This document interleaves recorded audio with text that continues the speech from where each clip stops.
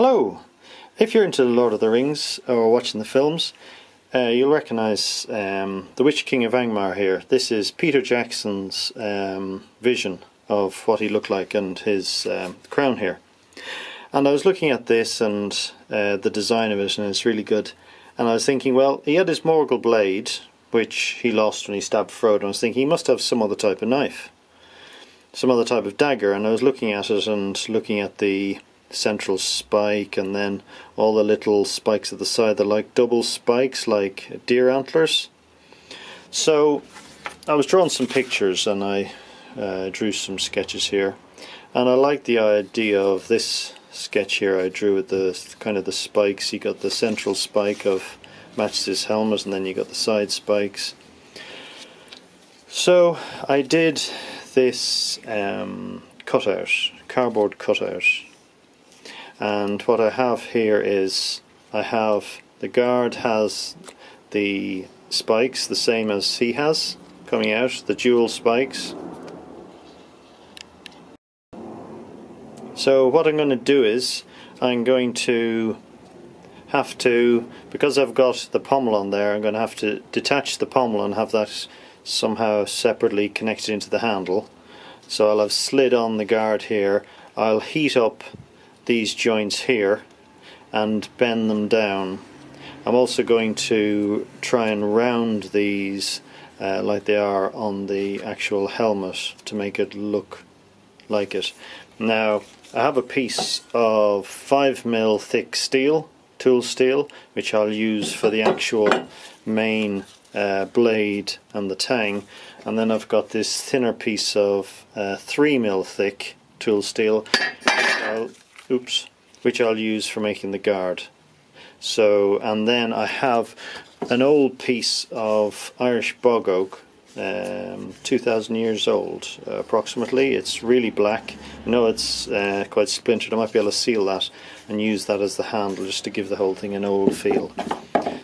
So that's where we're going to go. So I'm going to start now, draw the pattern onto my steel, and then start cutting and see where we get to, see how it turns out.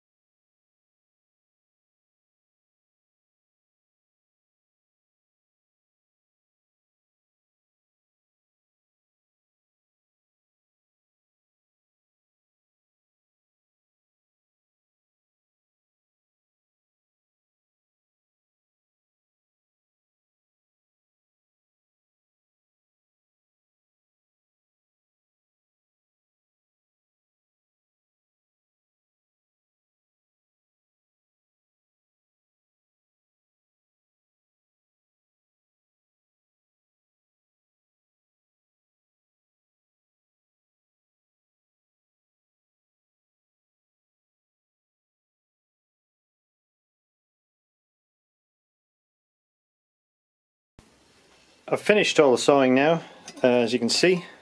One corner piece I realised I wasn't going to be able to get the saw in here, and I wanted to keep this as a complete piece, so I drilled 2 holes and then just snapped it off. You can see the pink pieces. I still have to cut it off there and down the side, but that's basically my blade cut now.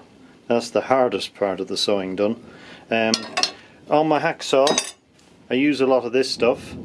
There's some thunder there. The blue blade is now not blue, so you can see how much it really wears down. So the cutting oil makes all the difference to make it much easier to cut. So now I've got a lot of filing to do on this blade, but that's okay, I'm happy with that. And then I've got to cut this out of the 3mm steel, so we'll carry on from there.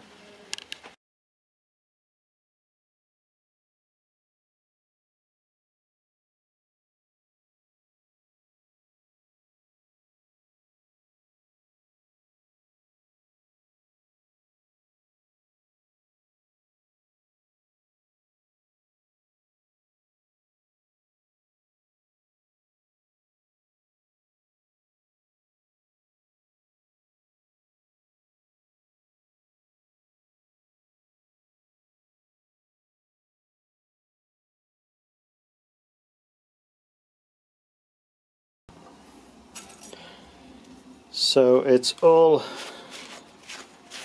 cut out,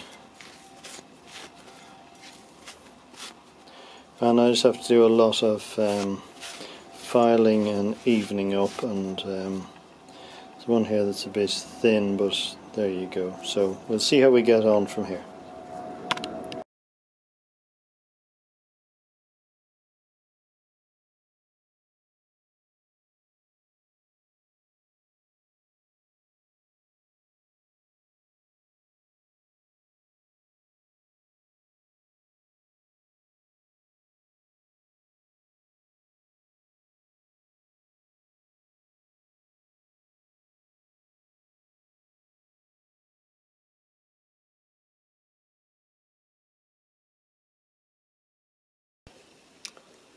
So I've now done quite a lot more filing, rounded off the edges of the spikes. They're not exactly the same, but hey, there you go, it makes it unique. I've done some more filing on this. I've done some filing on the tang, and now it goes on like that. So what I need to do now is I need to heat up here these connection points here and bend them. Heat them up here and bend them over. So I'm going to try doing that now, see how it goes.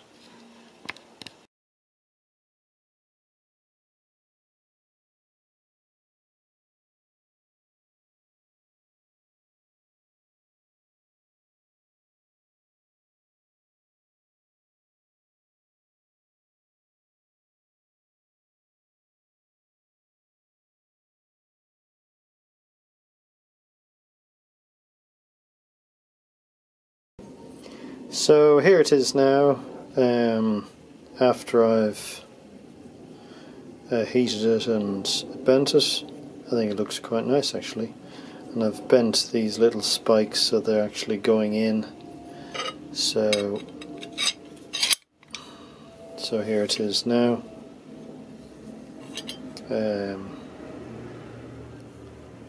Looks a bit like the ones on his hat, and then it's got the blade coming up here like the front of his hat, so I need to sort out all the bevel on the blade.